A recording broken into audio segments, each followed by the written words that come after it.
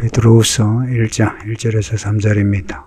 오늘부터 베드로후서 말씀 전합니다. 베드로후서는 베드로전서에 이어 쓴 성경입니다. 베드로가 썼어요. 베드로가 죽기 전에, 순교하기 전에 쓴 글이라 여겨집니다.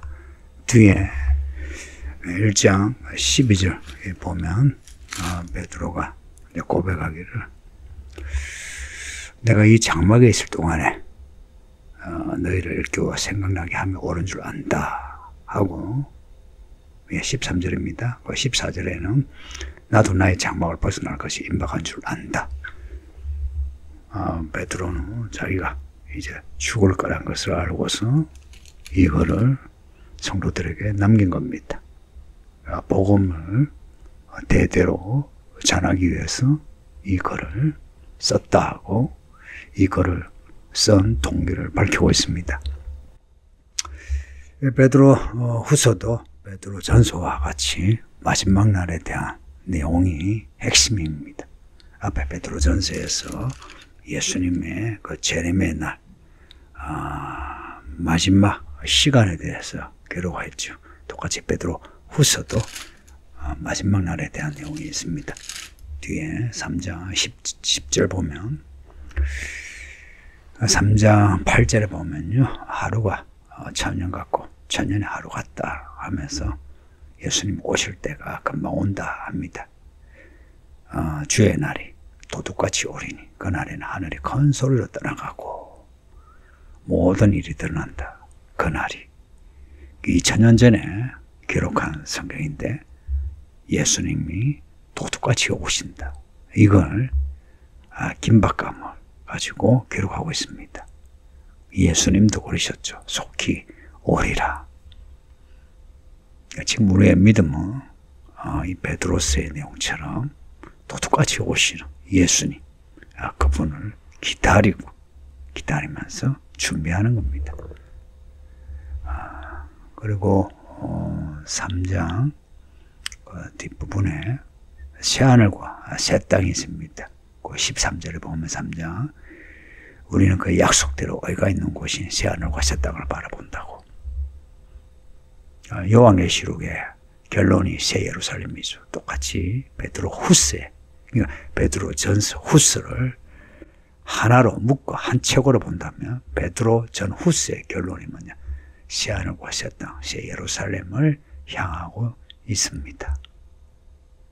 새하늘과 새 땅이라고 이렇게 직접적으로 새 예루살렘을 언급하기도 하지만 성경 전체가 간접적으로도 새 예루살렘을 향하고 있습니다. 지금 우리가 수요일에 읽고 있는 이사야 말씀, 그리고 선지서들 보면 다 그 예언이 예수님이 처음 오신 2000년 전에 그 하나님의 나라의 시작과 예수님이 다시 오시는 하나님 나라의 완성을 바라보고 있습니다.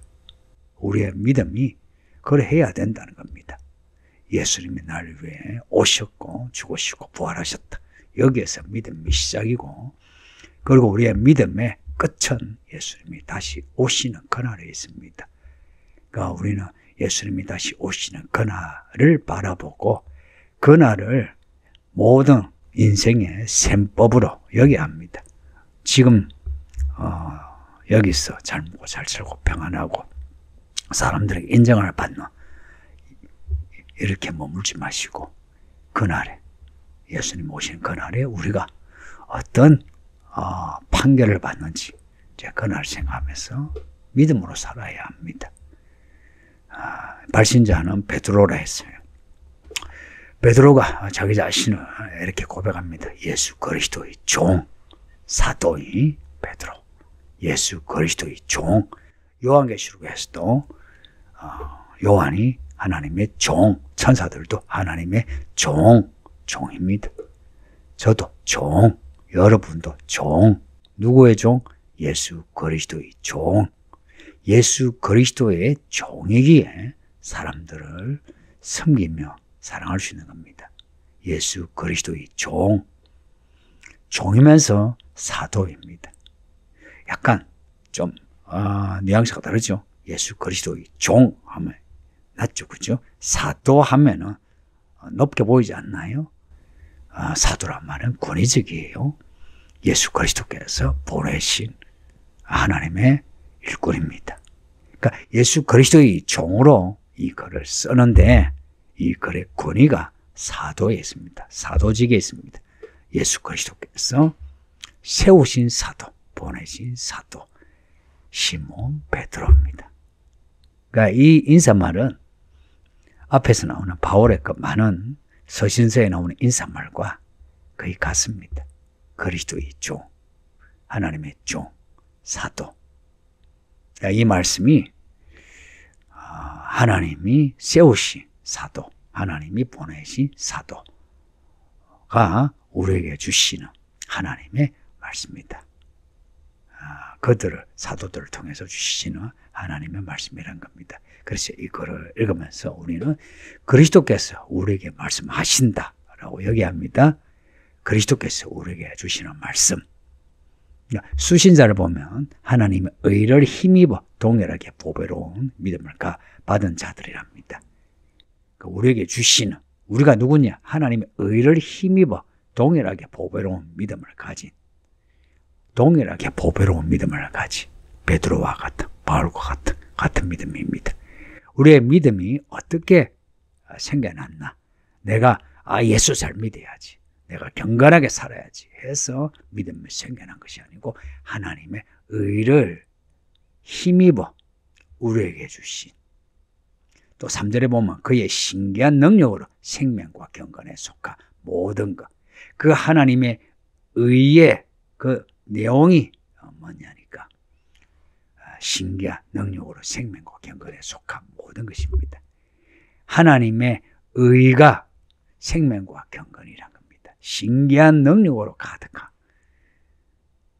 그래서 하나님을 알아가게 되면 생명과 경건에 속한 것들을 더 많이 보게 되고 경험하게 되면서 더욱더 그 믿음이 자라게 되는 겁니다. 수신자에 대한 이 내용은 앞에 베드로 전서의 수신자 흩어진 나그네 하고 좀 비교가 되죠. 흩어진 나그네. 흩어진 나그네 그 다음에 그 수신자에 대한 베드로 전서의 내용을 보면 성령이 거룩하게 하심으로 순종함과 예수 그리스도의 핏부름을 얻기 위하여 택하심을 받은 자들.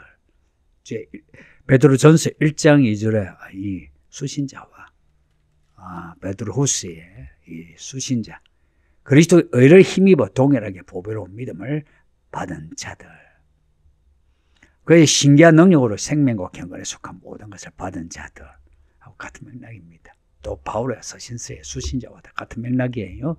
이런 수신자에 대한 이런 그 표현들을 보면서 우리가 어떠한 그 사람인지를 확인해야 합니다. 비록 우리가 여전히 악하고 약하고 넘어졌다 자빠졌다 또 일어나고 하지만 또 깨닫을만한 믿음밖에 없지만 그럼에도 그리스도께서 우리와 함께 하시고 우리에게 신기한 능력으로 생명과 경건에 속한 모든 것을 우리에게 주시는, 우리를 아시고 택하신 사람인 겁니다. 이제 이런 말씀을 들으면 우리 자신에 대한 어떤 자존감이, 믿음의 자존감이 생기죠. 야, 내가 이런 은혜를 받았는데, 내가 이런 사람인데, 내가 참 이렇게 죄를 지으면서 졸렬하게 살 수 있느냐, 더럽게 살 수 있느냐, 악하게 살 수 있느냐 하는 생각이 들죠. 성도님들, 이런 말씀을 통해서 우리가 어떤 사람인지에 대해서 확인하고 좀 거룩하게 삽시다. 고상하게가 아니고요, 거룩하게. 성경은 고상하다는 말은 거의 없고 거룩하게. 하나님이 거룩하시네. 너희도 거룩하라. 거룩한 성도들이 되기를 바랍니다. 그 모든 성도는 그리스도 안에서 거룩하여진 사람입니다. 어떻게 그러면은 거룩에서 거룩으로 더욱더 믿음이 자라나. 3절 끝에 보면은 이는 자기의 영광과 덕으로서 우리를 부르신 이를 알므로 말미암음이라. 알므로, 알아감으로, 지식으로. 어부인 베드로가 지식을 강조하는 거 좀 특이하죠. 베드로 전서에서도 남편에게 주는 메시지 중에 지식에서 여자와 동거하라. 여자와 함께 부부로 살아가는 데 있어서 지식으로 그냥 뭐 내가 내 안에 사랑해요 하고는 그렇게 살 수는 없다는 거예요. 그 지식에서 뭐 지식의 내용이 무엇이든 그리스도 아는 지식에서 다 시작됩니다. 그리스도께서 누구신가? 그리스도께서 무슨 말씀을 하셨는가? 에서 우리는 내가 아내에게 어떻게 해야 되나? 내가 내 남편에게 어찌해야 되나? 직장에서 어떻게 해야 하나? 하는 것을 알게 되는 겁니다. 이 믿음은요, 이런 지식에서 시작되고 지식으로 자라는 겁니다. 그리고 이 지식은 그냥 정보가 아니고요, 생명과 경건에 속한 지식입니다. 그래서 우리를 부르신 이 그리스도를 알아가면 생명이 자라고 경건이 자랍니다. 생명과 경건에 속한 모든 것, 이걸 한마디로 하면 거룩입니다. 거룩. 그리스도 예수를 알아감으로 우리의 믿음이 자란다 하는 거 잊지 마세요. 생명은 우리의 삶을 생기발랄하게 하고요, 경건은 하나님 앞에 늘 두려움으로 서게 해서 말씀에 순종하게 합니다. 부디 우리를 위하여 십자가 못 박혀 죽으시고 자신의 생명을 바쳐서 피 흘려 우리를 구원하신 예수 그리스도를 아는 지식에서 자라감으로 믿음이 열매 맺는 그런 성도 되시기를 예수 이름으로 축복합니다. 아버지 하나님 감사합니다. 베드로후서 시작합니다. 잘 읽고 잘 들어. 베드로후서에서 말씀하시는 이 말씀의 열매가 우리에게 있게 하소서. 모든 성도가 다 같은 믿음으로 같은 방향으로 잘 자라게 해주소서. 아무도 이 구원에서 낙오되지 않게 하소서. 예수님 이름으로 기도합니다. 아멘.